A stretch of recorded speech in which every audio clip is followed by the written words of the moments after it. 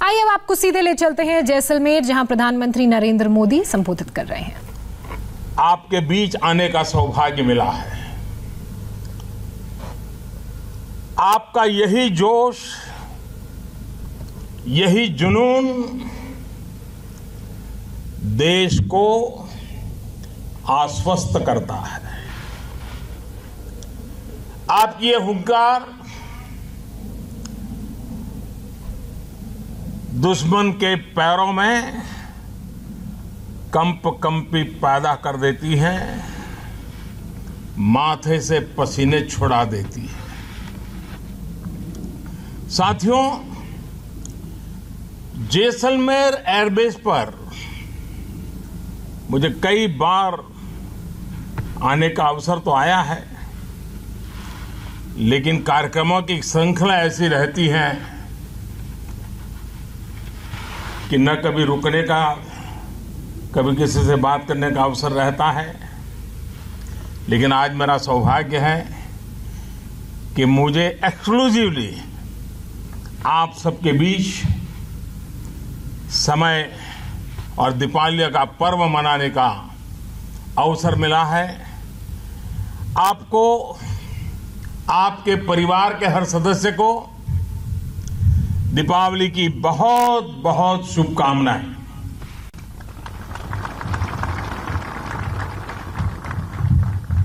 साथियों, दीपावली के दिन दरवाजे या गेट के सामने शुभ लाभ या तो रिद्धि सिद्धि ऐसी रंगोली की परंपरा रही है।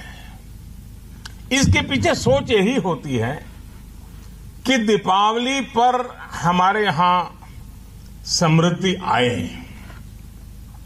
अब जिस तरह घरों में दरवाजे होते हैं, वैसे ही तो राष्ट्र की हमारी सीमाएं हमारे राष्ट्र का एक प्रकार से द्वार होता है।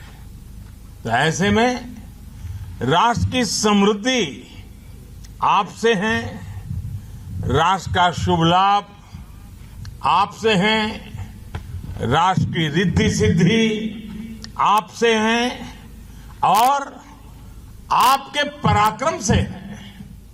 इसलिए ही आज देश के हर घर में आप सभी का गौरवगान करते हुए आपके लिए दिया जलाकर लोग अपनी भावनाएं प्रकट कर रहे हैं। दीपावली के ये दिए आपके पराक्रम की रोशनी में जगमग हो रहे हैं। दीपावली के ये दिए आपके सम्मान में हिंदुस्तान के हर कोने में, हर परिवार में प्रज्वलित हो रहे हैं। मैं इन भावनाओं के साथ ही आज आपके बीच हूं। आपको, आपकी देशभक्ति को, आपकी डिसिप्लिन को, देश के लिए जीने मरने के आपके जज्बों को मैं आज नमन करने आया हूं। साथियों, आज अगर भारत के वैश्विक प्रभाव को देखें तो वह आर्थिक, सांस्कृतिक और सैन्य हर स्तर पर मजबूत हो रहा है। आज विश्व भर में भारतीय मूल के लोगों का दबदबा बढ़ रहा है। भारत की युवा टैलेंट का भी विश्व में सम्मान दिनों दिन बढ़ता ही चला जा रहा है। और अगर देश की बात करें तो यहां सीमा के क्षेत्र में तो इन तीनों के दर्शन होते हैं। बीते कुछ वर्षों में जिस स्पीड और स्केल पर आपको सशक्त करने के फैसले लिए गए, वो हमारी आर्थिक शक्ति को दिखाता है।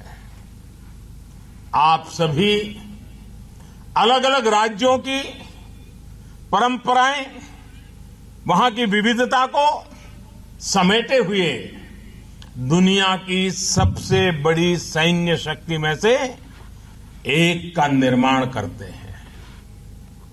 हमारी सेना की ताकत ऐसी है कि जब भी कोई टेढ़ी नजर हमारी तरफ उठाता है तो उसको उसी भाषा में जवाब देने का जज्बा आप सब में होता है। ये वो बातें हैं, वो भारत की सेना को दुनिया की नजरों में और ज्यादा विश्वसनीय बनाती है। आज भारत की सेनाएं दुनिया के बड़े बड़े देशों के साथ साझा अभ्यास कर रही है। आतंक के खिलाफ हम रणनीतिक साझेदारियां कर रहे हैं। भारत की सेनाओं ने दिखाया है कि वो आतंक के ठिकानों पर कभी भी कहीं भी स्ट्राइक कर सकते हैं। ये भी भारतीय सैन्य बल ही है जो दुनिया के हर कोने में पीस कीपिंग मिशंस की अगुवाई करता है। भारतीय सेना जहां दुश्मनों को दहलाने से में सक्षम है, तो वही आपदाओं में दीपक की तरह खुद को प्रज्वलित कर दूसरों के जीवन को भी रोशन कर देती है। साथियों, कोरोना से प्रभावित अपने नागरिकों को विदेशों से सुरक्षित वापस लाने में एयरफोर्स और हमारी नौसेना की भूमिका बहुत प्रशंसनीय रही है। कोरोना संक्रमण के दौरान जब वुहान जाने की चुनौती थी और उसकी भयानकता की अभी तो शुरुआत थी, और वुहान में वहां हमारे फंसे भारतीयों को निकालना था, तो एयरफोर्स के लोग सबसे पहले आगे आए।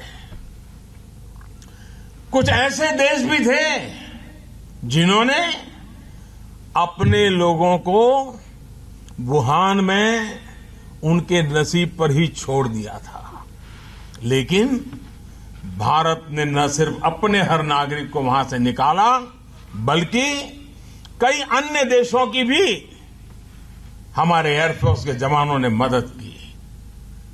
ऑपरेशन समुद्र सेतु के जरिए भी विदेशों जहां हजारों भारतीय हमारी नौसेना के कारण सुरक्षित भारत लौट आए हैं। देश ही नहीं बल्कि मालदीव, मॉरिशस, अफगानिस्तान से लेकर कुवैत, कांगो और साउथ सुदान सहित अनेक मित्र देशों की मदद भी वायुसेना सबसे आगे रही है। वायुसेना के सहयोग से ही संकट के समय में सैकड़ों टन की राहत सामग्री जरूरतमंदों तक समय पर पहुंच पाई है। साथियों, कोरोना काल में आप सभी के इन प्रयासों की बहुत चर्चा तो नहीं हो पाई है, और इसलिए मैं आज विशेष तौर पर देश का ध्यान इस तरफ आकर्षित कर रहा हूं। डीआरडीओ हो, हमारी तीनों सेनाएं हो, बीएसएफ सहित हमारी तमाम पैरामिलिट्री फोर्स ने कोविड से जुड़े इक्विपमेंट से लेकर क्वारंटीन और इलाज तक में जिस तरह युद्ध स्तर पर काम किया वो अभूतपूर्व है। जब शुरुआत में सैनिटाइजर और फेस मास्क से लेकर पीपीई तक की चुनौती थी, तब देश की इन जरूरतों को पूरा करने का बीड़ा आप सबने उठाया। प्रोटेक्शन किट हो, डायग्नोसिस हो, वेंटिलेटर्स हो, मेडिकल ऑक्सीजन से जुड़ी सुविधाएं हो, अस्पताल हो, हर स्तर पर आप सभी ने अपना अहम योगदान दिया है। इतना ही नहीं, जब देश के अनेक हिस्सों में भीषण चक्रवात आए तब भी आपने मुश्किल में फंसे नागरिकों की मदद की, उनको सहारा दिया है। आपके त्याग और तपस्या से जगमगाते आपके जीवन उसी से प्रेरणा लेते हुए आज हर भारतीय दीपावली के इस दिए इसको रोशन करे अब, और दीपावली के दिए रोशन करके आपका गौरव गान कर रहा है। साथियों, आप सभी ने मिलकर के ये भी निश्चित किया कि कोरोना संक्रमण हमारी ऑपरेशनल यूनिट्स को किसी भी हालत में प्रभावित ना कर सके। आर्मी हो, नेवी हो, एयरफोर्स हो, किसी ने भी अपनी तैयारियों को कोरोना के कारण न रुकने दिया, न थमने दिया। कोरोना काल में ही यहां जैसलमेर में भी और हमारे समंदर में भी सैन्य अभ्यास निरंतर जारी रहे हैं। ऐसे समय में जब दुनिया के अनेक देश लगभग रुक गए हों, उस समय इस तेजी से आगे बढ़ना इतना आसान नहीं है, लेकिन आपने ये भी करके दिखाया है। कोरोना काल में ही आधुनिक अस्त्र शस्त्र और साजो सामान की डिलीवरी और इंडक्शन दोनों तेजी से हुए। यही वो समय रहा जब 8 आधुनिक रफाल विमान देश के सुरक्षा कवच का हिस्सा बने। इसी कोरोना काल में तेजस की स्क्वाड्रन ऑपरेशनलाइज हुई। अपाचे और चिनूक हेलीकॉप्टर की पूरी ताकत भी इसी दौरान हमें मिली। भारत में ही तैयार 2 आधुनिक पनडुब्बियां भी कोरोना काल में ही नौसेना को प्राप्त हुई। साथियों, कोरोना काल में वैक्सीन बनाने का प्रयास कर रहे वैज्ञानिकों के साथ ही मिसाइलें बनाने वाले हमारे वैज्ञानिकों ने देश का ध्यान खींचा है। इस दौरान निरंतर खबरें आती रही कि आज इस मिसाइल का परीक्षण किया गया, आज उस मिसाइल की आधुनिक टेक्नोलॉजी डेवलप की गई। आप कल्पना कर सकते हैं कि बीते कुछ महीनों में ही देश की सामरिक ताकत कितनी ज्यादा बढ़ गई है। बीते 2 महीने में ही देश में अनेकों मिसाइलों के सफलतापूर्वक टेस्ट हुए हैं। 1 सेकंड में 2 किलोमीटर की दूरी तय करने वाले हाइपरसोनिक डेमोन्स्ट्रेटर व्हीकल के सफल परीक्षण ने भारत को दुनिया के 3-4 प्रमुख देशों के लिस्ट में भारत को आंकड़ा करके खड़ा कर दिया है, भारत को शामिल कर दिया है। जल हो, थल हो, नभ हो, हर जगह से मार करने वाली लंबी और छोटी दूरी की अनेक मिसाइलों ने बीते दिनों भारत के आसमान में सुरक्षा की अभेद्य दीवार खड़ी कर दी है।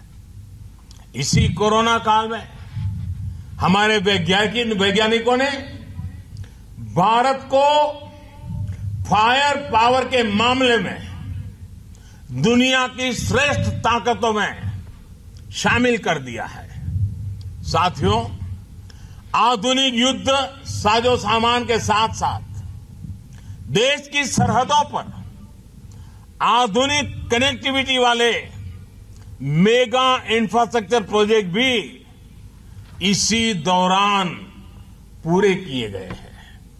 आज अटल टनल लद्दाख की कनेक्टिविटी का बहुत बड़ा माध्यम बना चुकी है।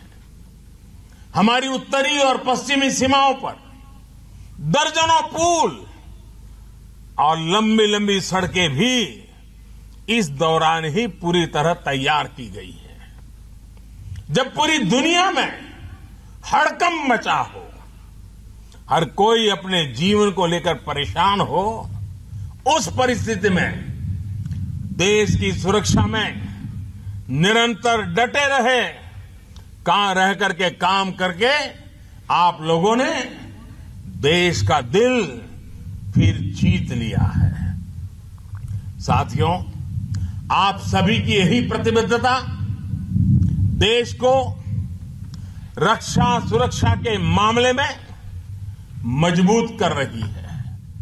आज देश में एक तरफ जहां आधुनिक टेक्नोलॉजी, आधुनिक साजो सामान पर फोकस किया जा रहा है, वहीं डिफेंस रिफॉर्म्स पर भी उतनी ही गंभीरता से काम हो रहा है। रक्षा क्षेत्र में आत्मनिर्भरता के पीछे लक्ष्य यही है कि आधुनिक हथियारों और टेक्नोलॉजी के लिए विदेशों पर निर्भरता कम हो। इसी को देखते हुए हमारी तीनों सेनाओं ने मिलकर एक प्रशंसनीय फैसला लिया है।